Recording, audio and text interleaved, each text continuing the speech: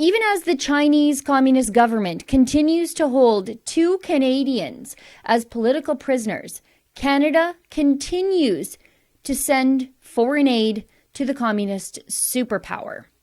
Oh, hey guys, sorry for interrupting your video. I'm sure you've heard by now YouTube is coming to kill us. It could be at any moment, and it could be because of the video that you're watching right now. Really, they'll use any excuse to get rid of us. And when that inevitably does happen, we want to be able to stay in touch with you. Please go right now to rebelnews.com, sign up there, leave us a little bit of your information so that when YouTube does deplatform us altogether, we can tell you where we've gone and what happened to us. That's rebelnews.com. Thanks, and back to your regular video. As China spends over $250 billion on its military, that's in US dollars, and has promised to spend $1 trillion on its empire-building Belt and Road Initiative, the Canadian government has been happily handing China money for social justice initiatives. The astounding information comes to us by way of an order paper question posed to the Liberal government by the Conservative MP for Brantford Brant, Philip McColman. Now, here's what McColman asks the Liberals to provide to him. With regard to Canada's relationship with the government of China since October 21st, 2019, what is the total amount of official development assistance that has been provided to the People's Republic of China?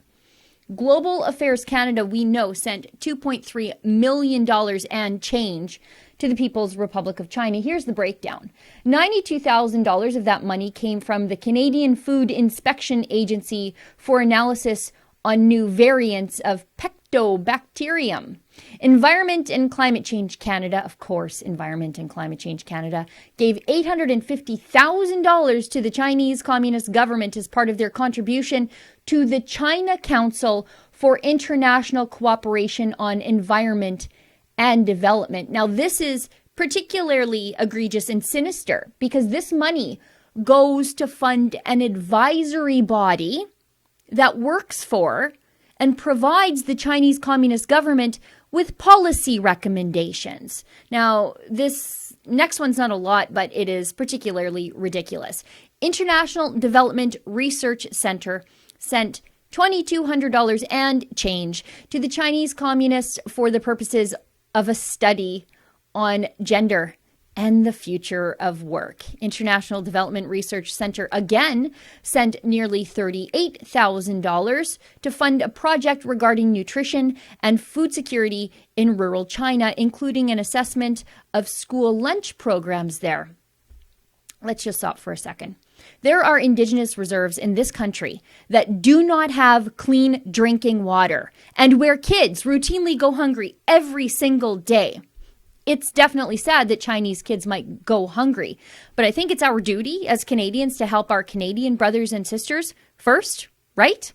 Anyway, let's go on. The International Development Research Center also sent $19,500 to the communists to partner on an evidence-driven rapid learning in social systems program. That sounds like a lot of social justice jargon, and it is, but what I can tell you from the description of the project is that the aim is to build conducive environments and systems for evidence-informed policy making about social systems generally and the UN's Sustainable Development Goals in particular. We see another $1,800 from that same government agency for more social justice jargon-driven stuff called capacity building. Once again, the same government agency, another $5,100 as part of the Hungry Cities Initiative for inclusive growth and food security in cities of the global south.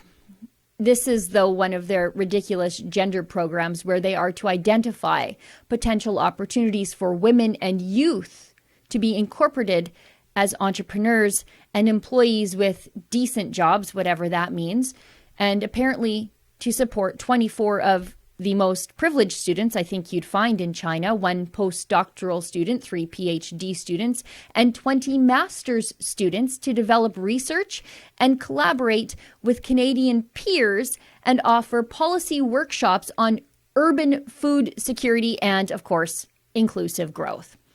I've got a bad eating joke to make right here, but you know what? I'm not gonna. Anyway, let's go on. Once again, the International Development Research Center gives another $21,000 to the Rapid and Responsive Evidence Partnership, jointly funded by a large, meddling, foreign-funded corporation, the William and Flora Hewlett Foundation. Lots of sustainability jargon in this description as well. Global Affairs Canada directly gives another $941,000 as part of the Canada Fund for Local Initiatives in China. Global Affairs Canada then gives another $282,000 as part of the Canada-China Scholarship Exchange Program.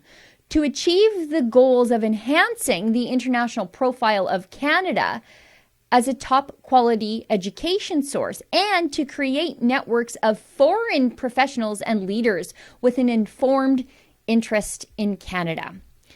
And only $172,000 of this approximately $2.9 million in foreign aid since October 2019 was meant for COVID relief.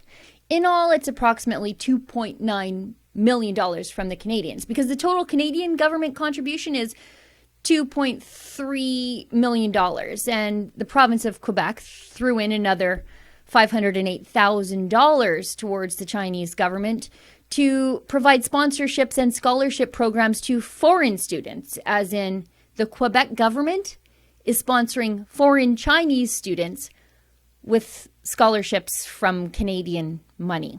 Should we really be sending a penny to China while they still hold 2 Canadians hostage, Michael Spavor and Michael Kovrig? The 2 were taken as political prisoners after the arrest of Meng Wanzhou, the Huawei executive, at the Vancouver airport for crimes she has alleged to have committed against the Americans. You can see all of our coverage of that and help us raise their profile all the way to the United Nations at freethe2michaels.com. To put this all into context, these numbers are from the very same Global Affairs documents.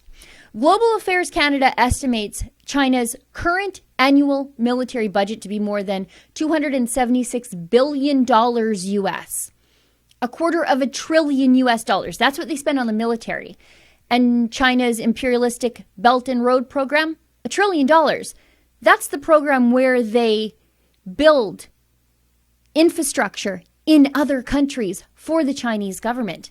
China does not need Canadian money, but Justin Trudeau is glad to send it to them as a sign of submission to the Chinese Communist state. For Rebel News, I'm Sheila Gunn Reid.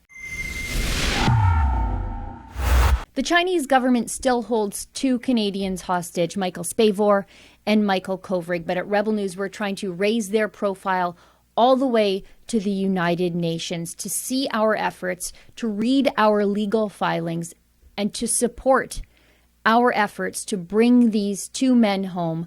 Please go to freethe2michaels.com.